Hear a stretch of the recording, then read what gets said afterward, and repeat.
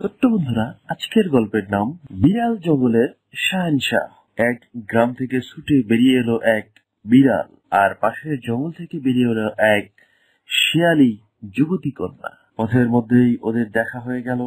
শিয়াল বিড়ালের দিকে তাকিয়ে বলল, আমি তো অনেক দিন থেকে এই জঙ্গলে বাস করি, কিন্তু তোমার মতো কোনো প্রাণী আগে দেখেছি বলে তো মনে হয় না।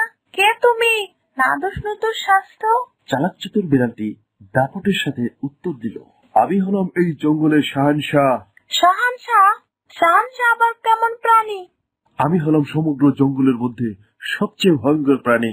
যা কিছু আমার সামনে পাই, আমার ইচ্ছা হলেই তা আমি ছিঁড়ে টুকরো টুকরো করে ফেলি। বেশ ভালো কথা, তাহলে তুমি আমাকে বিয়ে করো। সম্পদ হিসেবে আমার একটা সুন্দর বাড়ি আর একটি মনোরম বাগান আছে। বিড়াল রাজি হয়ে গেল এবং শিয়ালিনীর সাথে বসবাস করতে লাগলো। সপ্তাহ কাটে, মাস কাটে, কিন্তু বিড়াল শিয়ালিনীর বাড়ি থেকে বাইরে যায় না। শিয়ালি যা কিছু শিকার করে আনে তাই খেয়ে বড্ড আরাম আয়েশে বিড়ালের দিন কাটে। একদিন খরগোশের সাথে শিয়ালির দেখা হলো। এই যে ছোট বোন, আমি তো বিয়ের প্রস্তাব নিয়ে তোমার বাড়িতে যাচ্ছিলাম। এখন আমার বাড়িতে থাকেন জঙ্গলের শাহানশাহ, উনি তো তোমাকে পেলে ছিঁড়ে টুকরো টুকরো করবে। এই কথা শুনে খরগোশ খুব ভয় পেয়ে গেল এবং ফিরে গিয়ে সে হরিণ, ভাল্লুক আর সাপের কাছে জঙ্গলে শাহেনশাহর গল্প শোনালো। ওরা সবাই একত্রিত হয়ে বুদ্ধি করতে লাগলো কিভাবে জঙ্গলের শাহেনশাহকে একবার দেখা যায়। অবশেষে ওরা সিদ্ধান্ত নিল যে ওরা একটা ভোজের ব্যবস্থা করবে এবং তাতে শিয়ালি ও জঙ্গলের শাহেনশাহকে দাওয়াত দিবে। এবার ওরা ভোজের জন্য কে কি করবে সেটা স্থির করতে লাগলো। আমি গোশতের ব্যবস্থা করব। আমি আলু আর বাদাম নিয়ে আসবো।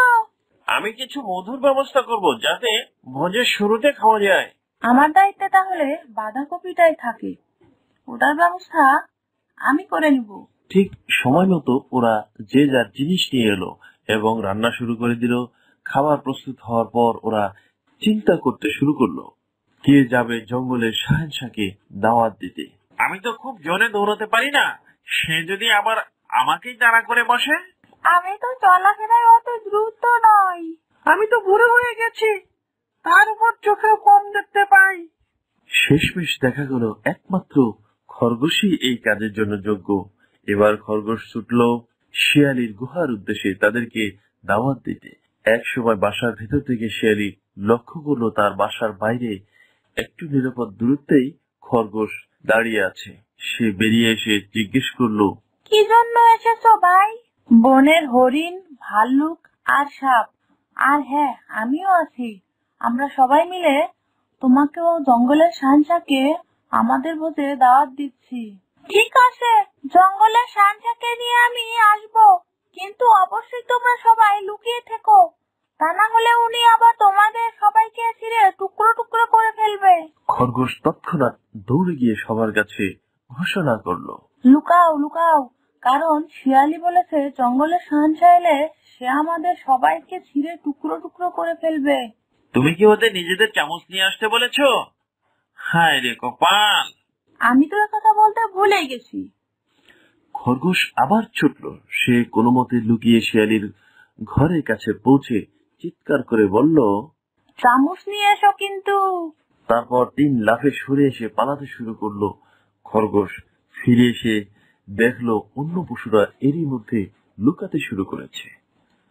সাপ লুকিয়েছে টেবিলের নিচে, কিন্তু তার লেজের আগাটা বেরিয়ে আছে। ভাল্লুক গিয়ে উঠেছে পাশের জাম গাছটার উপর, আর হরিণ খরগোশ লুকালো গাছের টুকরো করা ঘুরিয়ে দাঁড়ালে। শিয়ালি এলো আর তার পিছে পিছে এলো শাহেনশাহ। তারা সরাসরি খাবার টেবিলের কাছেই পৌঁছে গেল। স্তূপ করা খাবার দেখে বিড়াল এক লাফে টেবিলের উপর উঠে বসলো আর হাপুস হুপুস করে খেতে লাগলো। খাওয়ার সময় অভ্যাসবশত বিড়ালের গলা দিয়ে গো গো শব্দ বেরোচ্ছিল। তা শুনে অন্য পশুরা মনে করলো সে বুঝি আরো খাবার জন্য রাগ দেখাচ্ছে। ওরা ভাবলো এই প্রাণীটা এত ছোট, অথচ আমাদের 4 জনের খাবার সে একাই সাবার করে দিচ্ছে, তার উপর আরো খাবারের জন্য রাগ দেখাচ্ছে। কি ভয়ঙ্কর কাণ্ড! এদিকে বিড়ালের পেট যখন ভর্তি হয়ে গেল। সে তখন টেবিলের উপরেই পাটান করে শুয়ে পড়ল। অন্যদিকে কোত্থেকে এসে একটা মাছি সাপকে বিরক্ত করছিল। এই জন্য সাপ তার লেজকে সামান্য নাড়ালো। লেজের শুধুমাত্র আগাটুকু নাড়ানো দেখে বিড়াল ভাবলো এটা বুঝি একটা ধেড়ে ইঁদুর। সে এক লাফে টেবিলের ধারে পৌঁছে একটি থাবা বসিয়ে দিল সাপের লেজে। এবার বুঝি জঙ্গলের শাহেনশাহ আমাকে ছিঁড়ে টুকরো টুকরো করে খেতে চায়। সে ভয়ে ছুটে পালাতে গিয়ে জাম গাছের উপর হুমড়ি খেয়ে পড়ল। পুরো গাছটাই এত কেঁপে উঠল যে, আর এদিকে বিড়াল ভয় পেয়ে এক লাফে জাম গাছের উপর উঠে গেল। ওখানে লুকিয়ে ছিল ভাল্লুক। এবার বুঝি আমাকে খেতে চায় জঙ্গলের শাহেনশাহ? ভারী শরীরে লাফ দিতে গিয়ে কাঠের গুড়ির উপর আশ্রয় পড়ল সে। এরই আড়ালে লুকিয়ে ছিল হরিণ আর খরগোশ। ওরা প্রাণ বাঁচানোর জন্য দিল ভোঁদর। মুহূর্তেই ঘটে গেল এত বড় কাণ্ড। অনেকক্ষণ পর ওরা সবাই এক জায়গায় জড়ো হলো। শুধু খরগোশকে খুঁজে পাওয়া গেল না। সে যে কোথায় উধাও হয়ে গেছে তা কেবল আল্লাহই জানে। আমি তো একটুর জন্য বেঁচে গেছি। সে তো আমার লেজ ধরে আমাকে ওই গাছের উপরেই ছুঁড়ে মেরেছিল বলতে গেলে। সে তো আমার লোম ধরে টান দিয়ে আমাকে গাছ থেকে ফেলে দিয়েছে। আমি তো কাঠের গুড়ির পিছনেই লুকিয়েছিলাম। সে যেভাবে আমার ঝাঁপিয়ে পড়ে আমাকে কাঠের গুড়ি দিয়ে আঘাত করলো, সেজন্যই তো আমার পিঠে এখনো ভয়ানক ব্যথা।